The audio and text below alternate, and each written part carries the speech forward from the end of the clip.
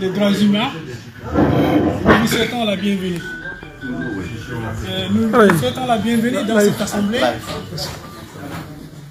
Une assemblée de ceux qui sont amoureux de leur patrie, de ceux qui militent pour des transformations réelles et profondes de la Mauritanie.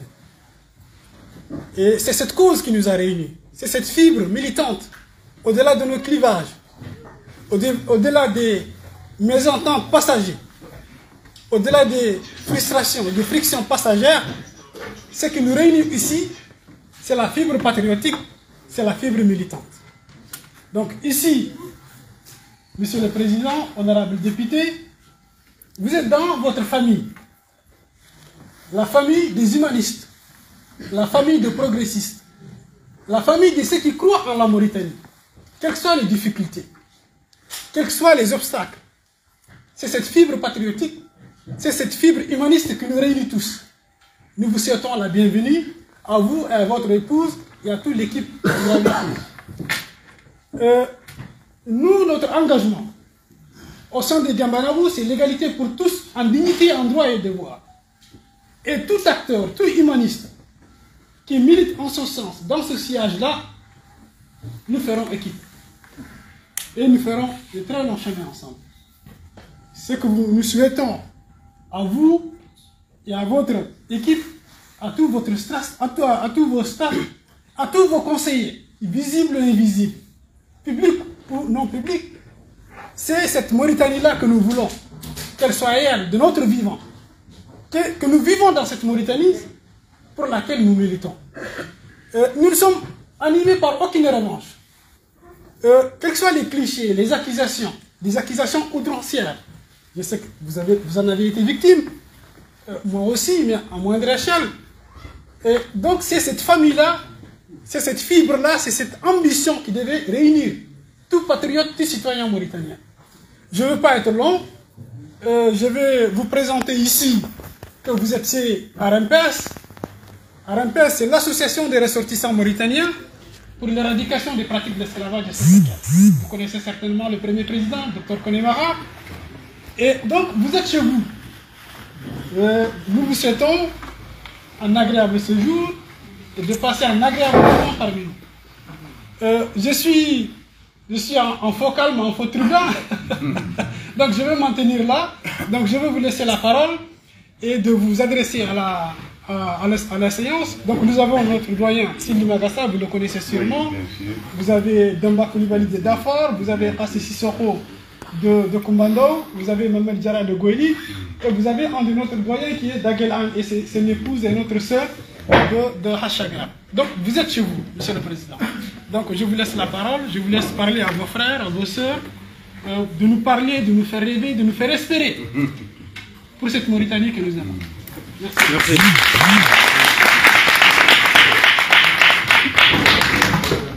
Je vous remercie. Mauritanien de France, Mauritanien de Paris. Je remercie RMPS, son hospitalité. Je remercie tous les doyens, les pionniers, les jeunes du mouvement Gambanaho.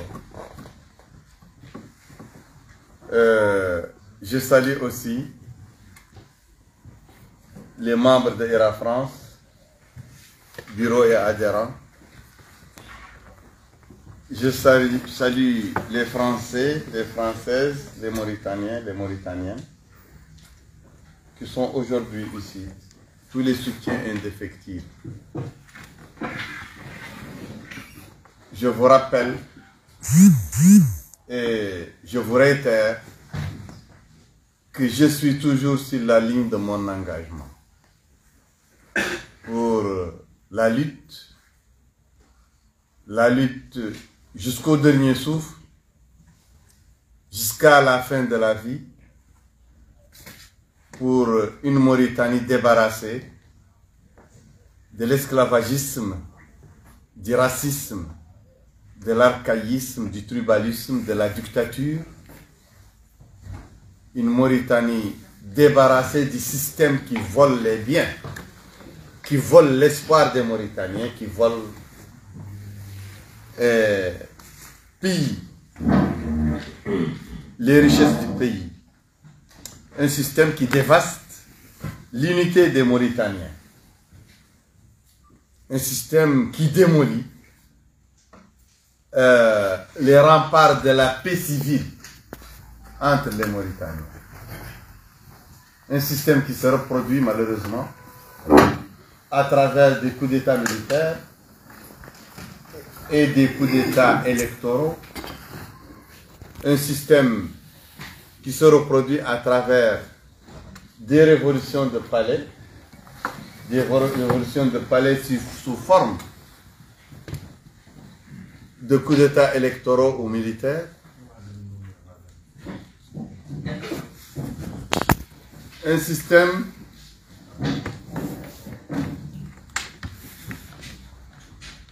qui alimente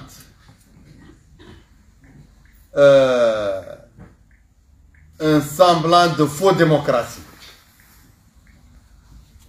un semblant de faux état de droit, un semblant de compétition électorale, mais du faux aussi dans le domaine du droit, dans le domaine de la lutte contre l'esclavage, contrefaite, la contrefaçon des grands slogans, la contrefaçon du droit international qui est ratifié et dicté par la main droite et violé par la main gauche. Un viol,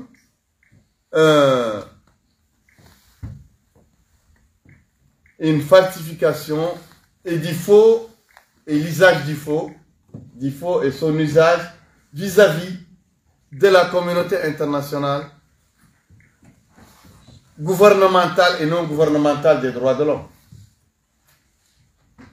Et voilà l'un des faux, des plus grands faux de cette démocratie mauritanienne.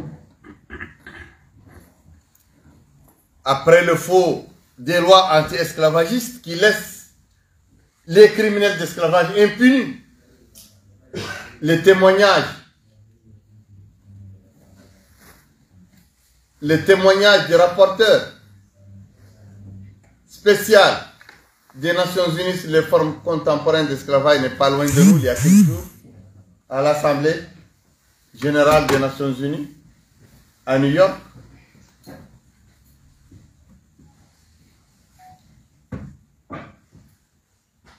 Le faux aussi. Sur les passifs lourds. Passif et actif lourd. Car pour moi, le crime de déportation est toujours en activité. Il y a quelqu'un là-bas. Le crime. Il y a quelqu'un qui parle là-bas. Non. Le crime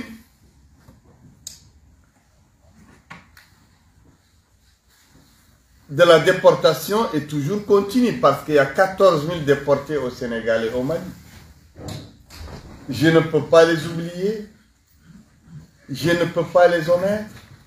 Nous ne devons pas les omettre parce que un guide à moi, un inspirateur, un grand frère, un pionnier, un maître, j'ai nommé Aldiouma Sissoko, paix à son âme, est parti.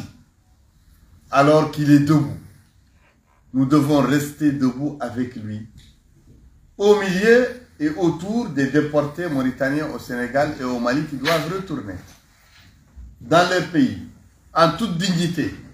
Pas un retour comme celui qui a été donné à ceux qui sont retournés parmi ces déportés du temps de Mahawiya, du temps d'Aziz, du temps de Sidi Cheikh Abdallahi. Ils sont retournés avec un pied dans la déportation et un pied au pays, car ils n'ont pas recouvré leurs droits. Et l'État n'a pas daigné leur faire recouvrir leurs droits.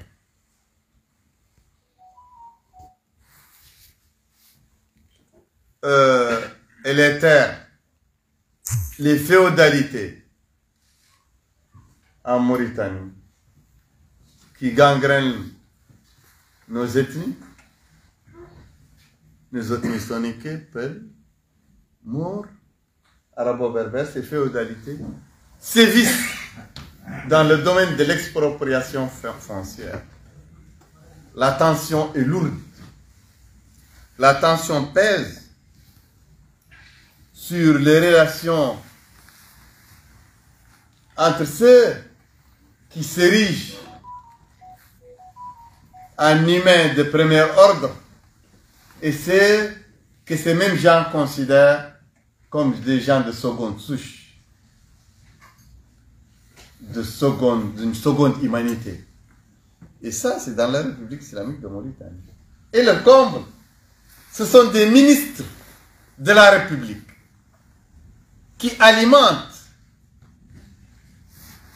cette lutte des classes, qui alimentent cette oppression, qui alimentent cette tentative de maintenir dans le temps du progrès et du numérique des relations d'ordre de domination par les prétentions de sang et de la naissance. Ceci fait partie des socles que nous combattons à Rag et à Ira, et ça fait partie de la pomme de discorde entre nous et le pouvoir et les systèmes qui s'appuient justement sur ceux qui se prévalent de ces anachronismes dans sa pérennité. C'est pourquoi vous, ici, que vous soyez Maure ou Soninké ou Pularophone, vous savez que les féodalités représentent les premiers choix du système qui nous gouverne, dans la représentativité du système, dans toutes vos localités, dans tous vos départements, dans toutes vos régions.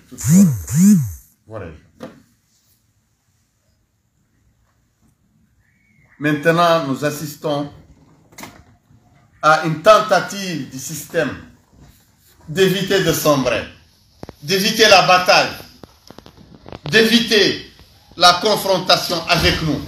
Nous qui avons fui, tourné le dos, refusé la confrontation violente, refusé d'alimenter la violence libératrice, comme disent Nelson Mandela ou Frantz Fanon, ou Ahmed Ben Bella, ou le peuple palestinien, les factions palestiniennes qui luttent contre l'occupation israélienne. Ces gens développent le principe d'une violence libératrice, d'une violence légitime. Mais non. Comme Mandela l'a développé et Frantz Fanon, les Algériens, les Angolais, les Français, lorsqu'ils faisaient la révolution contre les féodalités, contre l'ordre féodal du clergé et de la noblesse, Paris a été ensanglanté par ceux qui se sont insurgés contre l'esclavage, contre la féodalité, contre les inégalités. Mais nous, non, en Mauritanie, bien que nous vivons encore un système féodal sombre, alimenté par un obscurantisme religieux foncièrement esclavagiste, inégalitaire, foncièrement réfractaire à toute modernité.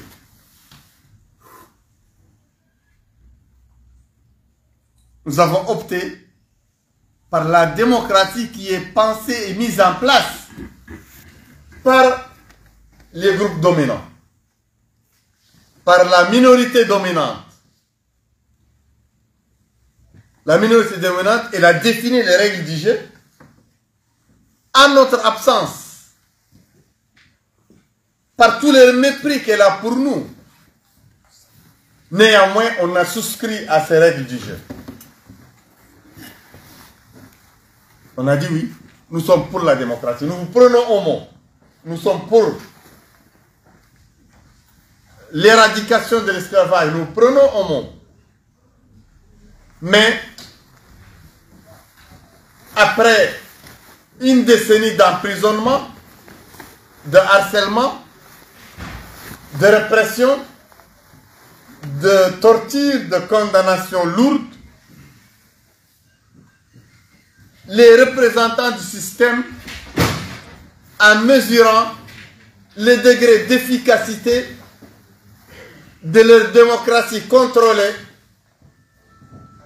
de leur institution démocratique bien dosée, ils ont compris que nous pouvons trouver la faille.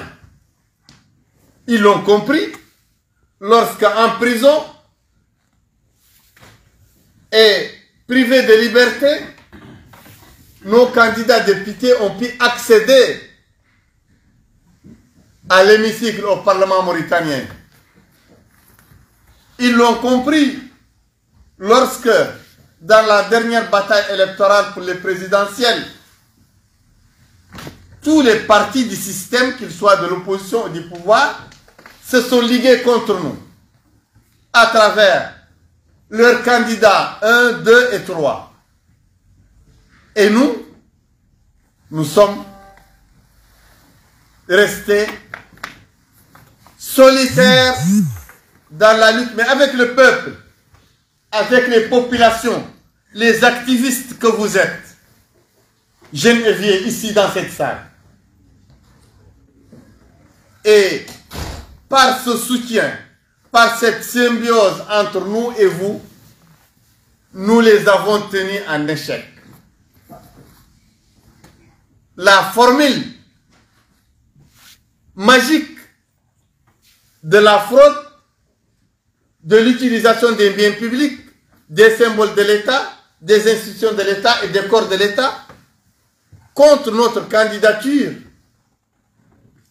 n'ont pas pu fonctionner comme il se doit chez les gens qui les ont mis en place. C'est pourquoi ils ont opté pour le coup d'État électoral en pleine nuit, avant la fin du décompte électoral.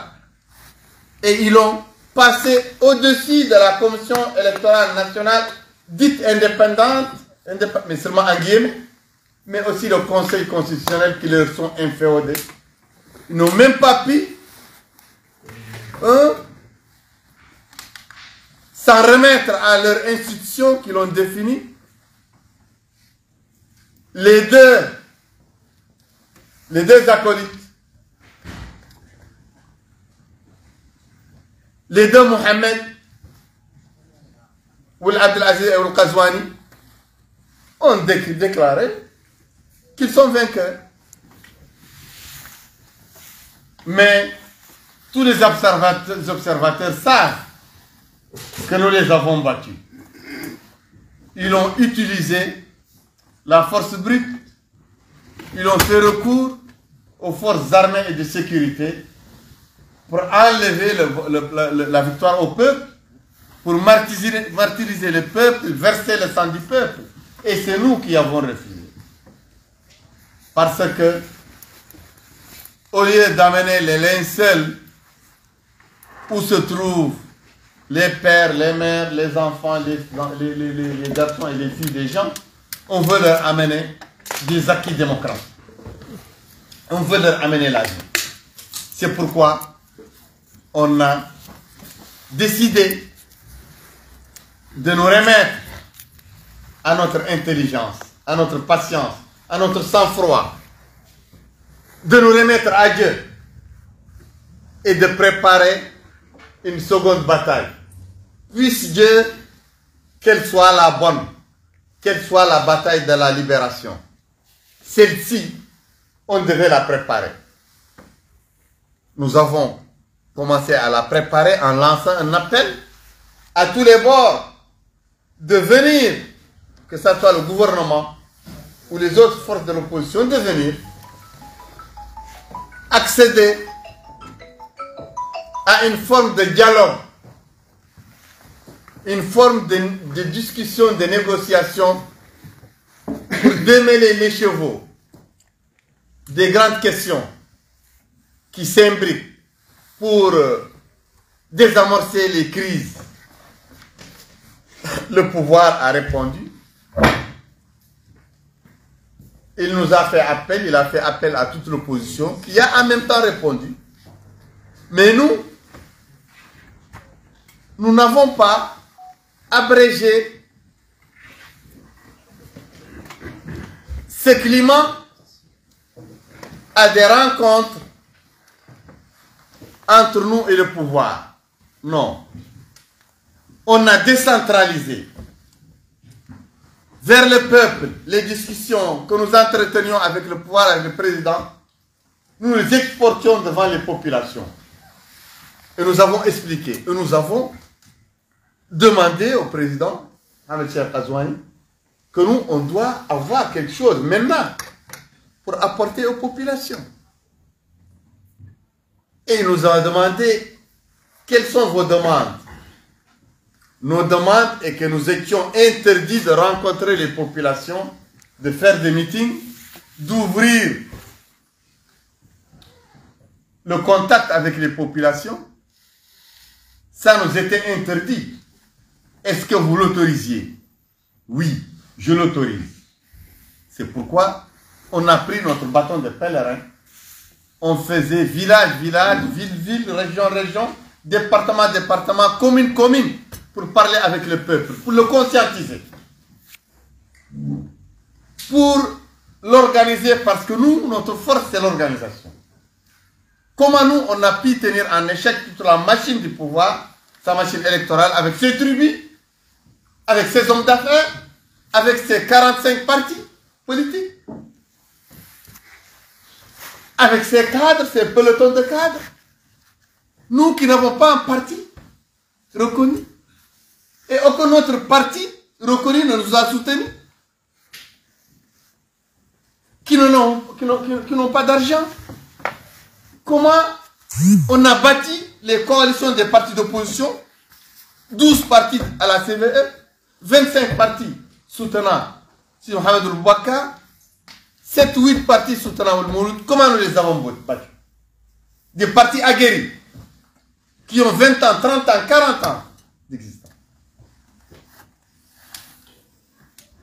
Nous les avons battus par l'instinct de l'organisation, de l'anticipation, du volontarisme.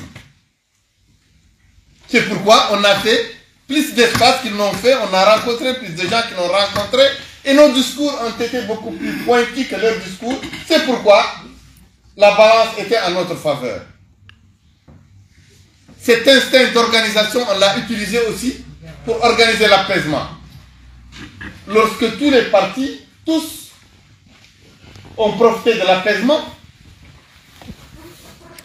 ont entamé des négociations, ont bénéficié des rencontres avec le président, avec ses collaborateurs, ses ministres. Nous, en même temps qu'on a bénéficié de ça, on a jeté notre dévolu sur les populations. Les populations des villes, Manchester, Nouadhibou, Rosso, Kayedi, Sélibabi, mais aussi les populations des campagnes. Mais on a compris les points qui doivent être ceux de notre intervention. On a créé une commission pour le recensement, pour l'enrôlement des gens, qui s'est lancée dans tous les centres de recensement pour aider les populations, les guider, les conscientiser et les assister pour pouvoir se recenser, un recensement difficile. On a créé une commission des droits de l'homme qui veille sur toutes les questions des droits de l'homme, toutes les injustices des droits de l'homme, quotidiennement dans tous les tribunaux de Mauritanie, qui est en justice en faveur des victimes de violations des droits de l'homme. On a créé autour de l'équipe du député d'Iran les lois prioritaires.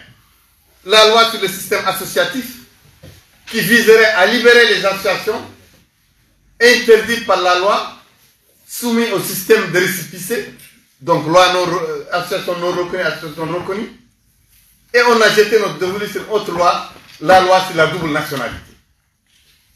On a travaillé ces lois dans nos équipes parlementaires.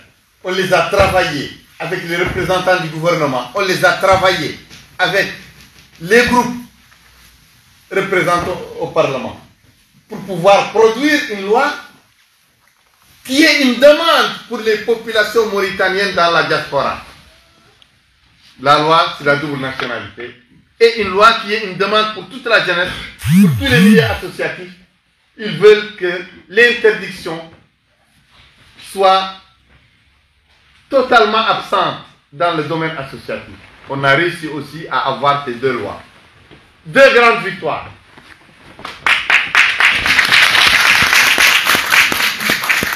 Avec la victoire qui nous a permis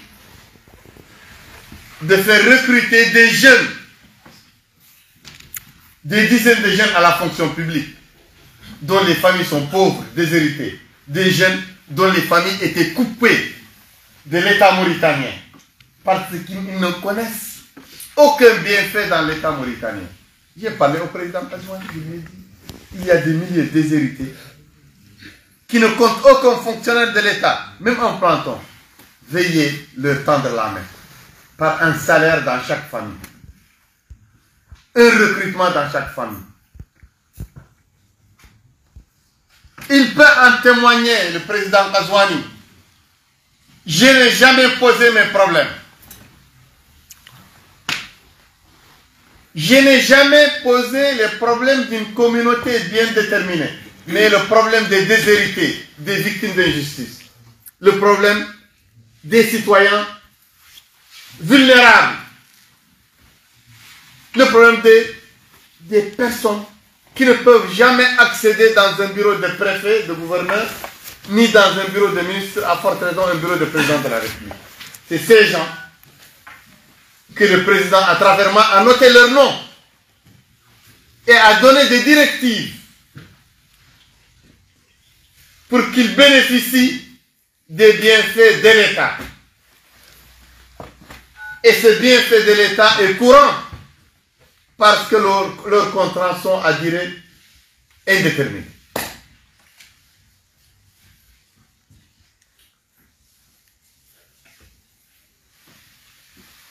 Beaucoup de factions de l'opposition, malheureusement, et une forte faction du pouvoir, ont misé sur notre discrédit. Que cette option pour laquelle on a opté pourrait être une option qui va nous discréditer. Et c'est une occasion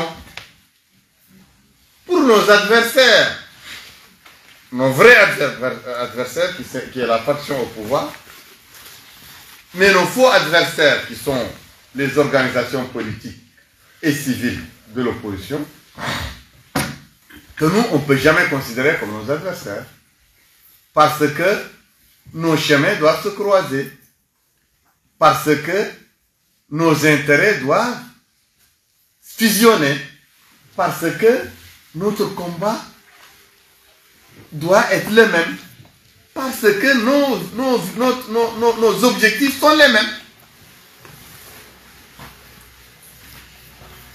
Et depuis lors,